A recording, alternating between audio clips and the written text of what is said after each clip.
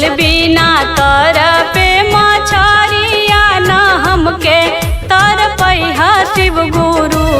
आजू करतानी राउर चरचबा चरचबा में अइहा शिव गुरु आजू करतानी राउर चरचबा चरचबा में अइहा शिव गुरु।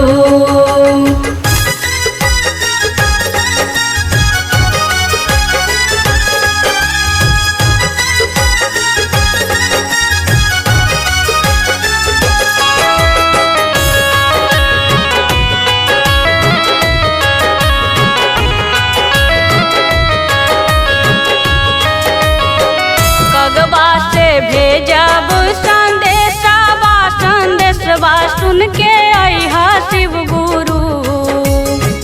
कगबा से भेजब संदेशवा संदेशवा सुन के अइहा शिव गुरु कि अपना शिष्या पर फेरी हा नजरिया न हमके बिसरइहा शिव गुरु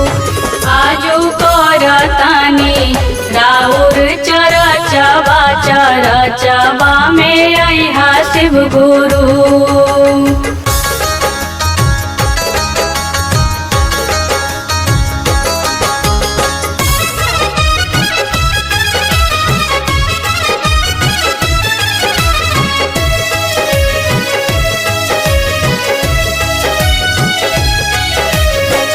सुगबा से भेजब नेवतबा पुरइहा शिव गुरु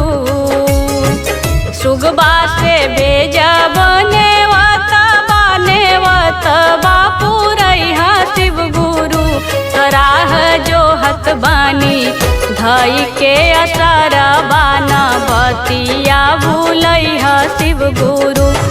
आजू करतानी राउर चरचबा चरचबा में अइहा शिव गुरु।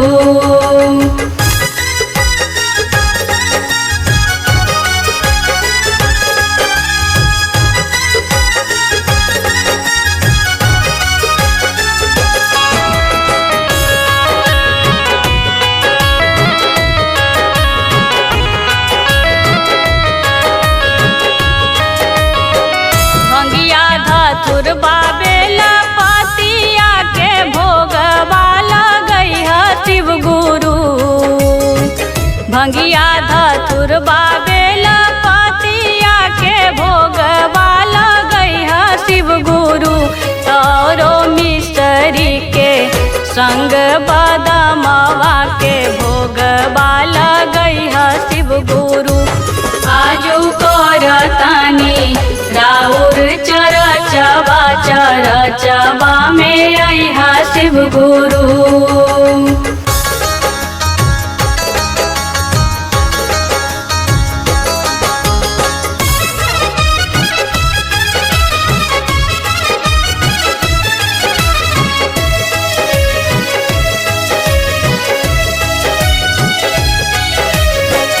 बसहा के भेजब सवारिया सवरिया चढ़ी अइहा शिव गुरु